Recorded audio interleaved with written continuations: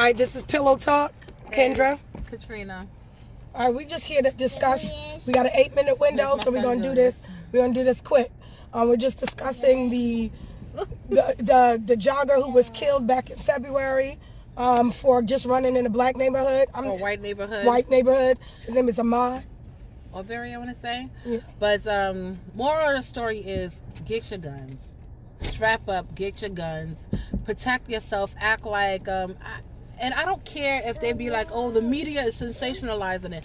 It happening once is one too many times. But black people, we like, come on. I'm no longer trying to ask myself, are white people like that? Or if anybody, because it's not even just white people, it's whoever. It's whoever. Some black people don't support or don't really value black people, and we know that. So it's like, if we're in this position, how often? Oh, that's Lewis. How many times do we have to be like, all right, strap up and get your gun. Get your gun and protect you and yours. I'm no longer trying to be like, oh, it's very necessary. Yes. How could you be in a year We cannot appeal to no one's better nature. Right. They don't got one. It's been proven. There is no better nature for black people. They don't got one. They don't want to have one. They're immorally killing, shooting you, and then making you the wrong one. Even when you're dead. Even when you're dead.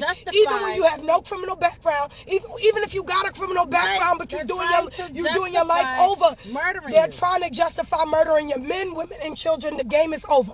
We are not trying to appeal. Get your guns. Protect yourself by any means. I mean, I'm purchasing my firearm.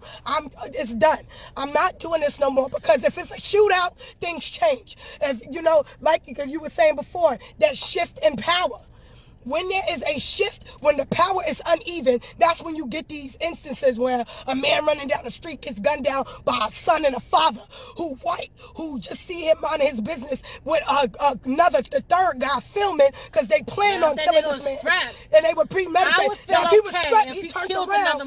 Thank you. If he turned around and it was a shootout and one or two of them had to lose their life behind it, we'd be talking a different tune. And this happened every time. And I mean, even with these police situations where you got these unarmed black men who are not doing anything to nobody but minding their business, and you're turning around disrespecting them. If everybody had a gun and a cop understood that his life was on the line, too, he would just use his training. Right? Right. He would respectfully use his training because he don't want to die. I'm not saying going out there and killing cops. I'm saying you merely got to protect your neck. And that's as simple as that. Y'all know exactly what I'm saying. For the cops that are threatening your life, you are criminal. Circumstances. You are criminal. They're a cop or a normal civilian. Anybody who's threatening your life to the point of death. Thank you. With a gun. Problem. If you had your own gun, you could walk away from that. I'm not saying you're going to be a free man, but you got to understand how laws will quickly change, and there'll be tighter reins and tighter justices for these unarmed black people dying by the hands of civilians and by cops. I guarantee you there will be laws in place when you start shooting back. Thank you. You have to understand, we gotta protect. You have to, and for all these people who think that this is all right, you sick. And I'm talking about white people, but I don't care what race you are, who think they shouldn't. All are people who not doing anything. Black people are not predispositioned to be bad. When you don't even try to fool somebody and not get to make them feel uncomfortable or understand me. I don't care. This is for the black people. Arm yourself. Protect you and yours, even if that means doing it in front of your child. By all means. You want either you kill somebody in front of your child, or you want to kill somebody in front of your child. Thank you. Pick one. Thank you. They're going to need therapy for both. So I recommend you protect yours so you can raise your child. Or be there, or be present for your kid. Whatever happens, just understand. I'd rather kill somebody if they threaten my life to death. I'd rather kill somebody in front of my kids and walk away and put my kid in the necessary place they need to be. Right, with and the go to necessary supervision and guardianship, and then I'm gonna carry out my consequences on however it's gonna happen. Thank you. But I'm not going who's to because say we can no longer. Who's to say what's going to happen? If I get shot and killed in front of my kid, who's to say what's going to happen to my kid? He won't do something to you. Thank you. And you guys got to understand, this is not a joke no more. They not playing. They've been showing. We out here playing. They are not playing with us. They are not playing with us. Understand? I don't care if you don't understand. That's right. I'm not saying media don't sensationalize certain things, but it happening once. It's reason enough. Listen, Trayvon Martin should have been a wake-up call. Mike, Sandra Bland, Mike Brown, right, all these people. I can't even list. Sean Bell, all these names, they accumulated over these years. Young white boy. I mean, not white boy. That young black boy that had just had a toy gun, or he had something. Enough! A little boy playing with a toy gun pointed at the cop. He was a child only, but a little boy, 9, 10. They shot him. Enough is enough. Like the nerve of you. Enough is enough. When are we gonna take ourselves more serious? I don't even want to. I'm done with these 8 minutes. I'm done. I don't even care about niggas' comments. I don't care. I want y'all to understand.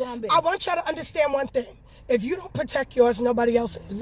Nobody's ever gotten freedom by appealing to somebody's better nature. You gotta understand, cops are reactionary. Cops are reactionary. They can only come and help you. And we're gonna tell y'all. Tell them number one, if they're good cops, and I mean good cops. I don't mean your cops. If you know somebody who's a bad cop and you don't do nothing about it, nigga, you're accomplice. Like you're a bad cop. Thank you. Let's not get fucking. Let's know what this is. So what I'm saying is like. Cops are reactionary. You could call the cops after the situation happened. So you are your first line of defense for you and your children. Thank you. You should arm yourself. Not only that, when you get pulled over and a cop give a fuck. But listen, listen. If you get pulled over by a cop, y'all give them your license, registration, or cooperate. Ask them why they pulled you over. Don't try to have no long conversation with them. Once they tell you why. Once you pull over, just have your shit ready and give it to them. Why the fuck you pull me over. Get his name and all his information. Thank you. And let him hand your fucking license, registration, and insurance if they need. Get all that shit together, and so they don't gotta talk to you about nothing else. Thank you. If he starts telling you about a robbery or somebody that's happened, you call up the dispatcher and let them know that, listen, this cop is harassing me. I gave him all my necessary information. He harassed me at this point, and I give him the cop's bag number and the location to let them know where you at and that you need assistance with a cop who's telling you about a robbery you don't know nothing about, telling you fit the description and whatever the case may be. Let them know you don't know nothing about it and to speak to your lawyer. I wanted to get that out of here, get that out, and let that be a part of this because we know they use that as a way to be killing these black men, women, and children. They be lying to him about fake robberies or fake somebody saying they did it. Listen, call dispatch if they start discussing stuff with you that they ain't got no business. Let them know. Why? So that dispatch know, number one, you are afraid for your life. Number two, that this cop ain't got no business. He ain't doing his job. His job is to just pull you over and that's it. Period. We ended this with pillow talk and we out.